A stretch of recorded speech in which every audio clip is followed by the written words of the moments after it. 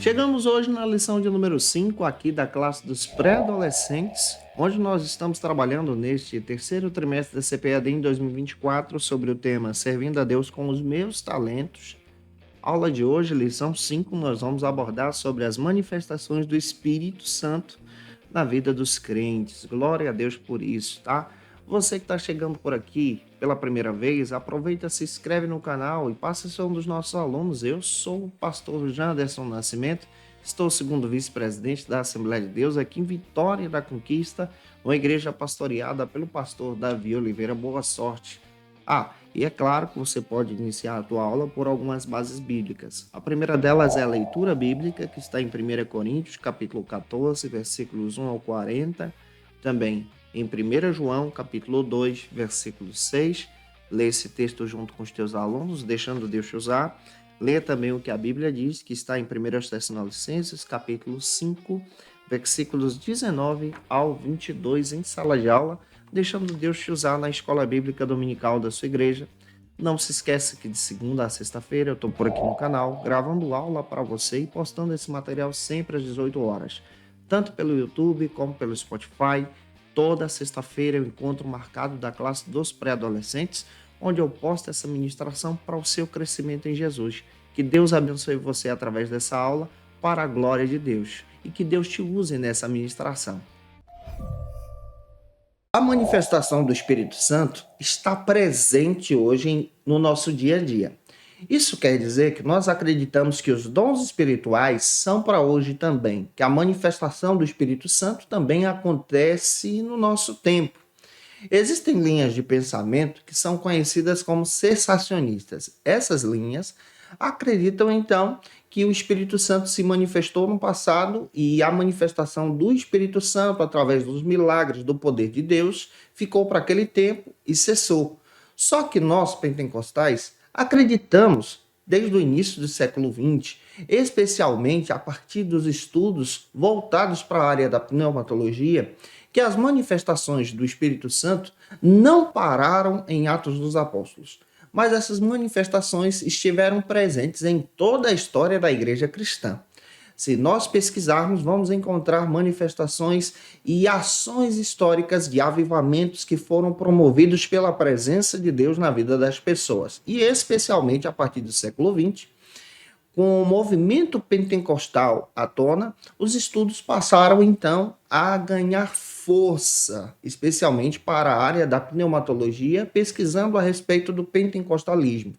Nós que fazemos parte da Assembleia de Deus no Brasil, nós acreditamos então, a partir da declaração de fé, que os dons espirituais, que a manifestação do Espírito Santo, ela é atual para o nosso tempo. Então nós cremos que o Espírito Santo age hoje no nosso meio. E eu espero que o Senhor Jesus também ministre ao teu coração uma palavra de Deus, para que você também traga a consciência do teu aluno sobre a realidade do Espírito Santo no nosso tempo. Diante dessa questão, eu espero estar ajudando você.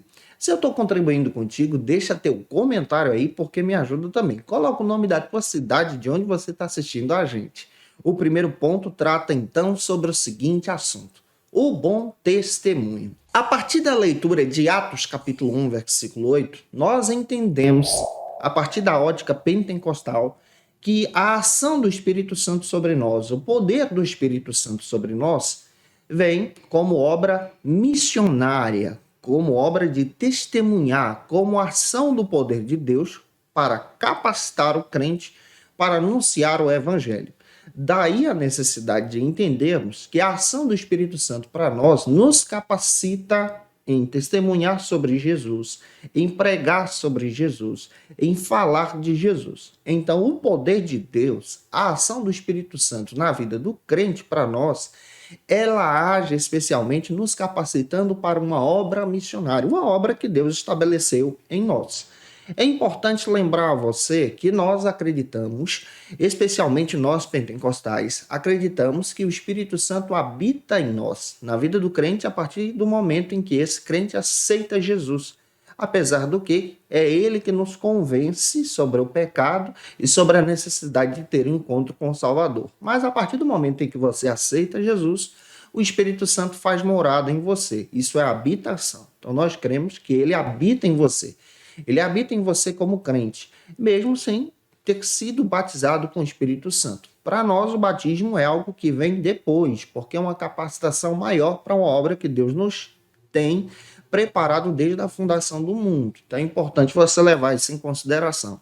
Mas a partir do momento que você vira habitação, a presença do Espírito Santo começa a trabalhar em você, moldar você, operar em você, e a partir disso que você passa a ter sonhos, visões, sentir a presença de Deus como princípios capacitadores para algo maior, que é explorado e é também experienciado a partir do batismo com o Espírito Santo. O batismo com o Espírito Santo, para nós, é uma evidência externa dessa ação do Espírito Santo, do transbordar de Deus no coração do crente. Vamos detalhar isso, já que a gente está compreendendo com você em sala de aula. O primeiro subtópico trata, então, sobre o seguinte argumento: a história exemplar. Vamos analisar o que a lição quer trazer para a gente. A partir da leitura do livro de 2 Reis, capítulo 4, versículo 9, lá no Antigo Testamento, nós encontramos um profeta chamado Eliseu, de bom testemunho, cheio da presença de Deus. E ele era reconhecido como homem de Deus. O seu exemplo no dia a dia demonstrava então a ação do fruto do Espírito Santo sobre a sua vida, a ação do poder de Deus sobre ele. Essa história é exemplar de Eliseu, ao ponto dele ser conhecido como homem de Deus, de dar um bom testemunho, também deve ser copiada por você e pelo teu aluno também. Isso quer dizer que nós, como crentes em Jesus, também precisamos dar bom testemunho por onde andarmos, sobre aquilo que fazemos, para a glória de Deus. Então é necessário ter essa visão, que um crente cheio do Espírito Santo é um crente que dá bom testemunho ao ponto das pessoas reconhecerem a presença de Deus em você e na vida do teu aluno também. Isso quer dizer que esse bom testemunho aponta para Cristo. A partir do momento em que você está cheio da presença de Deus, as pessoas reconhecem. Ali vai um homem de Deus, um jovem de Deus, uma jovem de Deus, uma mulher de Deus. Pega isso e compartilha com os teus alunos. Em segundo lugar, como segundo subtópico, aqui no primeiro ponto, a lição traz para a gente, dedicado ao dom. Vamos entender isso juntos, para a glória de Deus. Quando nós analisamos especialmente a história do profeta Eliseu no Antigo Testamento, nós vamos descobrir que esse homem de Deus era dedicado ao ministério, ao dom que Deus lhe concedeu. A partir do momento em que você serve a Jesus e é capacitado por Deus com um dom espiritual, esse dom espiritual reflete então a glória de Deus sobre você. E essa glória de Deus é uma glória de Deus que testemunha sobre Cristo. O próprio pastor Antônio Gilberto destaca sobre a importância de aprendermos sobre os dons espirituais. A Bíblia dá todos os recursos que nós precisamos saber a respeito de um dom, de uma manifestação espiritual. É claro que nós pentecostais entendemos especialmente que o batismo com o Espírito Santo, ele é evidenciado em primeiro lugar a partir do falar em línguas. E já já eu vou explicar isso para você. Mas a partir do momento que você tem uma ferramenta que é a Bíblia, e a Bíblia explica sobre os dons espirituais e como utilizá-los, é necessário aprendermos sobre ele. Você percebe à luz das Escrituras que a partir do momento que Deus te faz uma chamada, te capacita, você deve se preparar para ser um instrumento para a glória de Deus, ao ponto do profeta Eliseu realizar grandes milagres, ser um testemunho para a glória de Deus no Antigo Testamento. Já avançando, te ajudando até aqui, se eu estou, você, por gentileza, se inscreve no canal, deixa teu likezinho também. O segundo ponto trata então sobre o seguinte argumento: as línguas são importantes. É a partir daqui que nós vamos compreender a nossa ótica pentecostal. Em primeiro lugar, nós precisamos trazer clareza para você, além do argumento da lição. Por que nós pentecostais defendemos que o primeiro dom espiritual que evidencia o batismo com o Espírito Santo é o falar em línguas? Primeiro, porque ele é um dom externo. Existem dons espirituais que são dons internos, que são dons ministeriais.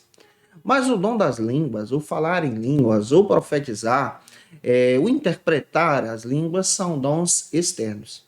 Nós acreditamos que esse é o primeiro dom que evidencia o batismo com o Espírito Santo à luz de Atos dos Apóstolos, capítulo 2.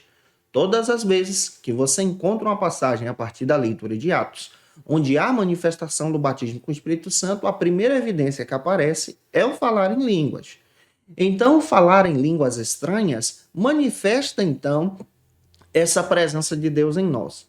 E aqui eu quero trazer clareza também para você. Algumas pessoas de cunho tradicional entendem diferente. Por exemplo, os nossos irmãos de cunho tradicional acreditam que o batismo com o Espírito Santo é a partir do momento em que a pessoa aceita Jesus, o Espírito Santo vai lá e batiza.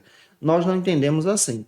Nós entendemos que a partir do momento que você aceita Jesus, você vira habitação. E agora você deve buscar. É por isso que o crente em Jesus, pentecostal, ele ensina: ó, você aceitou Jesus, busque o batismo com o Espírito Santo. Busque a presença de Deus. E essa manifestação é uma evidência inicial da presença de Deus de forma clara para uma obra e para um ministério. As línguas estranhas ou variedade de línguas, esse é o termo correto, é apresentado dentro das escrituras como evidência inicial. Você vai encontrar isso em Atos capítulo 2, Atos capítulo 10, sobre o batismo de Cornélio. Você vai encontrar essa manifestação também em Atos 19, quando o apóstolo Paulo está na cidade de Éfeso e ele ora pelos irmãos de Éfeso que conheciam apenas o batismo de João e impõe as mãos sobre eles e eles falam em línguas. Então, dentro das escrituras você vai ver essa evidência. E é importante você levar isso em consideração também. Vamos detalhar para que servem, então, as línguas espirituais. O primeiro subtópico destaca, então, sobre o seguinte argumento: a finalidade das línguas.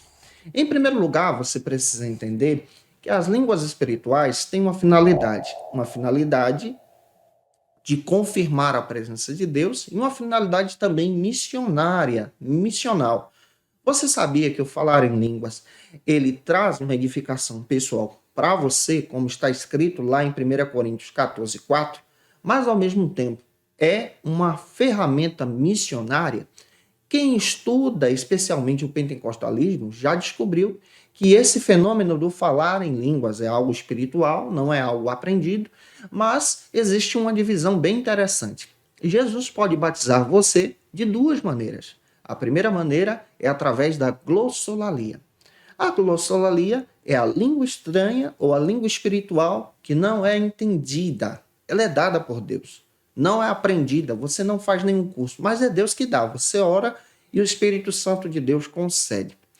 Esse dom é conhecido como variedade de línguas e a glossolalia é uma manifestação espiritual, é uma língua espiritual linda que Deus concede aos seus servos e pode também conceder a você. Não dá para entendê-la. A segunda maneira é a partir da xenolalia. A palavra já traz essa ideia de línguas conhecidas. Isso quer dizer que você, sem ter estudado nenhum idioma, Deus pode então te conceder um idioma que não é o teu idioma natural no falar em línguas. Isso está presente em Atos capítulo 2, a partir do versículo 4 a seguir. E há diversos testemunhos no próprio pentecostalismo brasileiro, na Assembleia de Deus no Brasil, de pessoas que foram batizadas em mistério de Deus em uma língua que não é a sua língua natural. Por exemplo, tem um artigo no Mensageiro da Paz de 1931 que conta um testemunho de um batismo que foi realizado no Amazonas. Um determinado pastor realiza o batismo lá e a igreja era perseguida naquela localidade. Realiza o batismo de diversos ribeirinhos que aceitam a Jesus como seu Salvador. Mas no dia, uma das pessoas que encabeçam a perseguição contra a igreja encabeça essa perseguição para poder barrar a obra e o crescimento da igreja. Essa pessoa era um judeu que tinha muitas posses, muitas fazendas e era envolvido também na comunidade e influencia a comunidade a perseguir a igreja. Só que no dia do batismo, uma das servas que trabalhava para esse judeu aceitou a Jesus como seu Salvador, desceu as águas e naquele momento exato foi batizada com o Espírito Santo. O judeu viu aquilo. E a menina foi batizada com o Espírito Santo e falou em línguas espirituais, em hebraico, sem nunca ter estudado, sem nunca ter saído do Brasil. E aquele judeu entendeu tudo o que ela disse, se aproximou do pastor e disse: olha, eu conheço a história dela, eu sei quem ela é, eu sei que ela nunca estudou e eu sei que ela está falando do meu idioma natal. Isso é obra de Deus. E aceitou a Jesus como seu Salvador. Aqui você percebe muito bem que isso é uma verdade. Há outro testemunho, vou contar um testemunho de um pastor local nosso, que foi enviado para o Zimbábue, um dos missionários nossos aqui da nossa igreja. No Zimbábue, ele foi ministrar a palavra de Deus, pregava em diversas aldeias, e em um determinado dia ele tinha um culto marcado em determinada comunidade. Chegando nessa comunidade, ele enfrentou uma dificuldade. Primeiro, porque ele não conhecia o idioma local, que tinha uma dificuldade, porque esse idioma era pronunciado em dialeto. Ele precisava então de um intérprete. O intérprete não pôde ir no dia. Mas naquele dia ele foi cheio do poder de Deus e começou a pregar. O Espírito Santo de Deus tomou ele em línguas e ele começou a pregar. E as pessoas começaram a entender tudo o que ele estava dizendo, ao ponto de aceitarem a Jesus como seu Salvador. Quando o intérprete chega, ele diz: pastor, o senhor não sabe o que está acontecendo aqui. Essas pessoas de toda essa comunidade estão entendendo o que o Senhor está dizendo e estão aceitando a Jesus como Salvador. É bíblico e a Bíblia fala disso para a gente. Então compartilha com os teus alunos. Já avançando, o segundo subtópico fala então sobre as promessas das línguas. Essa promessa é verdadeira. Então nós precisamos ensinar para os nossos alunos sobre a importância de buscar o batismo. Essa promessa é proferida desde Joel, capítulo 2, versículo 28, lá no Antigo Testamento, que o Espírito Santo seria derramado. O Espírito Santo é derramado sobre nós para uma ação missionária, para a obra de Deus. E é derramado também sobre você e sobre a vida do teu aluno. Daí a necessidade de buscar essas línguas. Não podemos proibi-las. Nós precisamos ensinar, especialmente, que isso é necessário para o crescimento espiritual da igreja.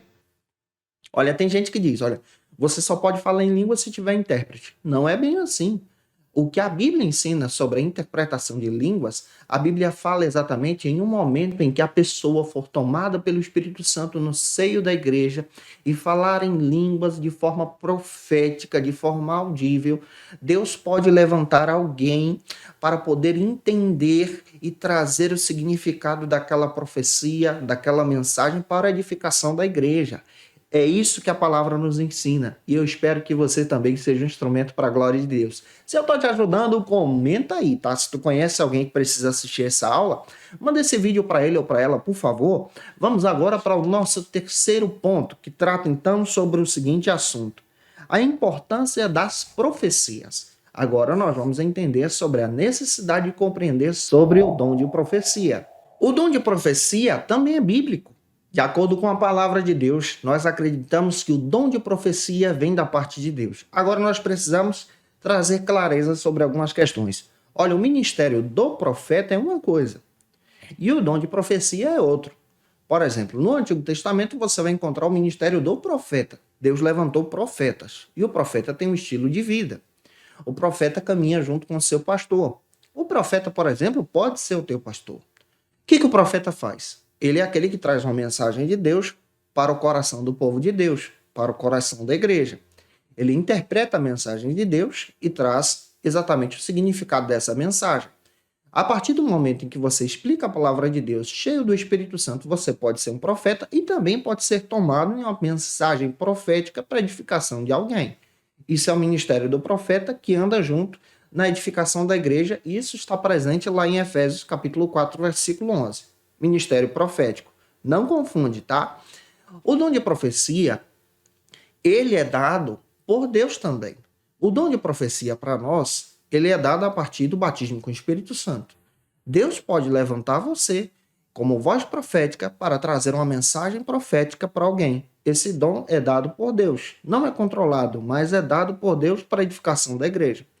E o dom de profecia, ele vem exatamente para edificar o povo de Deus. Se você ler também, 1 Coríntios 14, 1, está escrito que ele é para edificação, para a orientação do povo de Deus. E o dom de profecia traz esse sentido. Vamos detalhar.